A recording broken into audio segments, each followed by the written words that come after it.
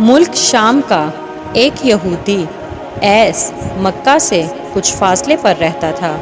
وہ جب بھی کسی کام سے مکہ آتا، وہاں کے لوگوں سے ملتا تو ان سے یہ کہتا، بہت قریب کے زمانے میں تمہارے درمیان ایک بچہ پیدا ہوگا، سارا عرب اس کے راستے پر چلے گا، اس کے سامنے ذلیل اور پست ہو جائے گا، وہ عجم اور اس کے شہروں کا بھی مالک ہو جائے گا۔ یہی اس کا زمانہ ہے، جو اس کی نبوت کے زمانے کو پائے گا اور اس کی پیروی کرے گا، وہ اپنے مقصد میں کامیاب ہوگا۔ جس خیر اور بھلائی کی وہ امید کرتا ہے، وہ اس کو حاصل ہوگی، اور جو شخص اس کی نبوت کا زمانہ پائے گا مگر اس کی مخالفت کرے گا، وہ اپنے مقصد اور آرزوؤں میں ناکام ہوگا۔ مکہ معظمہ میں جو بھی بچہ پیدا ہوتا، وہ یہودی اس بچے کے بارے میں تحقیق کرتا اور کہتا، ابھی وہ بچہ پیدا نہیں ہوا۔ آخر جب نبی کریم صلی اللہ علیہ وآلہ وسلم اس دنیا میں تشریف لائے تو حضرت عبدالمطلب اپنے گھر سے نکل کر اس یہودی کے پاس پہنچے۔ اس کی عبادت گاہ کے دروازے پر پہنچ کر انہوں نے آواز دی۔ ایس نے پوچھا، کون ہے؟ انہوں نے اپنا نام بتایا۔ پھر اس سے پوچھا، تم اس بچے کے بارے میں کیا کہتے ہو؟ اس نے انہیں دیکھا، پھر بولا، ہاں تم ہی اس کے باپ ہو سکتے ہو۔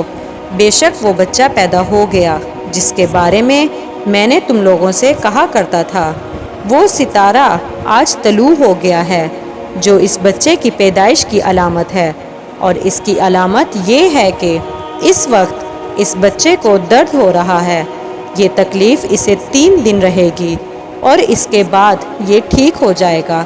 راہب نے جو یہ کہا تھا کہ بچہ 3 دن تک تکلیف میں رہے گا، تو اس کی تفصیل یہ ہے کہ آپ نے 3 دن تک دودھ نہیں پیا تھا، اور یہودی جو یہ کہتا تھا کہ ہاں آپ ہی اس کے باپ ہو سکتے ہیں، اس سے یہ مراد ہے کہ عربوں میں دادا کو بھی باپ کہہ دیا جاتا ہے، اور نبی کریم صلی اللہ علیہ وآلہ وسلم نے ایک بار خود فرمایا تھا، میں حضرت عبدالمطلب کا بیٹا ہوں۔ یہودی نے حضرت عبدالمطلب سے یہ بھی کہا تھا، اس بارے میں اپنی زبان بند رکھے، یعنی کسی کو کچھ نہ بتائیں، ورنہ لوگ اس بچے سے زبردست حسد کریں گے، اتنا حسد کریں گے کہ آج تک کسی نے نہیں کیا، اور اس کی اس قدر سخت مخالفت ہوگی کہ دنیا میں کسی اور کی اتنی مخالفت نہیں ہوئی۔ پوتے کے متعلق یہ باتیں سن کر حضرت عبدالمطلب نے ایس سے پوچھا، اس بچے کی عمر کتنی ہوگی؟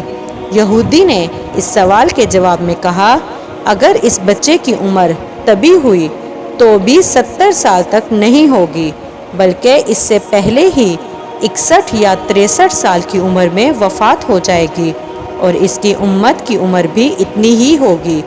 اس کی پیدائش کے وقت دنیا کے بت ٹوٹ کر گر جائیں گے۔ یہ ساری علامات اس یہودی نے گزشتہ انبیاء کی پیش گوئیوں سے معلوم کی تھی، اور سب کی سب بالکل سچ ثابت ہوئیں۔ قریش کے کچھ لوگ عمرو بن نفیل اور عبداللہ بن حبش وغیرہ ایک بت کے پاس جایا کرتے تھے۔ یہ اس رات بھی اس کے پاس گئے جس رات آپ صلی اللہ علیہ وآلہ وسلم کی پیدائش ہوئی۔ انہوں نے دیکھا کہ وہ بت گرے ہوئے ہیں۔ ان لوگوں کو یہ بات بری لگی، انہوں نے اس کو اٹھایا، سیدھا کر دیا، مگر بت پھر گر گیا۔ انہوں نے پھر اس کو سیدھا کیا، وہ پھر الٹا ہو گیا۔ ان لوگوں کو بہت حیرت ہوئی، یہ بات بہت عجیب لگی۔ تب اس بت سے آواز نکلی، یہ ایک ایسے بچے کی پیدائش کی خبر ہے جس کے نور سے مشرق اور مغرب میں زمین کے تمام گوشے منور ہو گئے ہیں۔ بت سے نکلنے والی آواز نے انہیں اور زیادہ حیرت زدہ کر دیا۔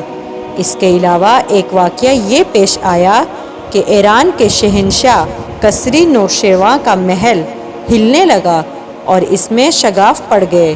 نوشیروان کا یہ محل نہایت مضبوط تھا، بڑے بڑے پتھروں اور چونوں سے تعمیر کیا گیا تھا۔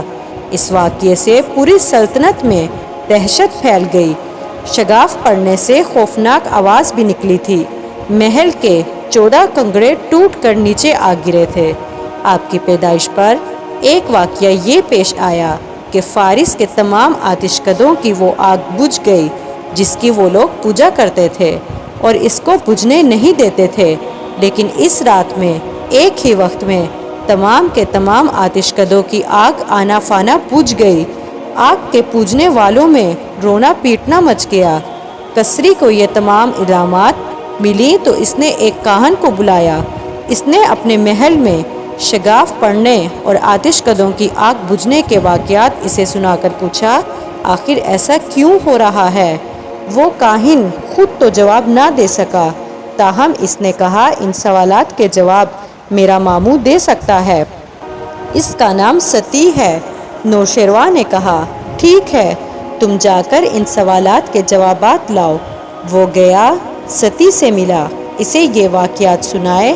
اس نے سن کر کہا، ایک عصا والا نبی ظاہر ہوں گے جو عرب اور شام پر چھا جائیں گے، اور جو کچھ ہونے والا ہے ہو کر رہے گا۔ اس نے یہ جواب کسری کو بتایا۔ اس وقت تک کسری نے دوسرے کانوں سے بھی معلومات حاصل کر لی تھی، چنانچہ یہ سن کر اس نے کہا، تو پھر ابھی وہ وقت آنے میں دیر ہے، یعنی ان کا غلبہ میرے بعد ہوگا۔ پیدائش کے 7ویں دن حضرت عبدالمطلب نے آپ کا عقیقہ کیا اور نام محمد رکھا۔ عربوں میں اس سے پہلے یہ نام کسی کا نہیں رکھا گیا تھا۔ قریش کو یہ نام عجیب سا لگا، چنانچہ کچھ لوگوں نے حضرت عبدالمطلب سے کہا، اے عبدالمطلب، کیا وجہ ہے کہ تم نے اس بچے کا نام اس کے باپ دادا کے نام پر نہیں رکھا بلکہ محمد رکھا ہے؟ اور یہ نام نہ تمہارے باپ دادا میں سے کسی کا ہے نہ تمہاری قوم میں سے کسی کا ہے۔ حضرت عبدالمطلب نے انہیں جواب دیا، میری تمنا ہے کہ آسمانوں میں اللہ تعالیٰ اس بچے کی تعریف فرمائے اور زمین پر لوگ اس کی تعریف کریں۔ محمد کے معنی ہے جس کی بہت زیادہ تعریف کی جائے۔ اسی طرح والدہ کی طرف سے آپ کا نام احمد رکھا گیا۔ احمد نام بھی اس سے پہلے کسی کا نہیں رکھا گیا تھا۔ مطلب یہ کہ ان دونوں ناموں کی اللہ تعالیٰ نے حفاظت کی اور کوئی بھی یہ نام نہ رکھ سکا۔ جزاک اللہ۔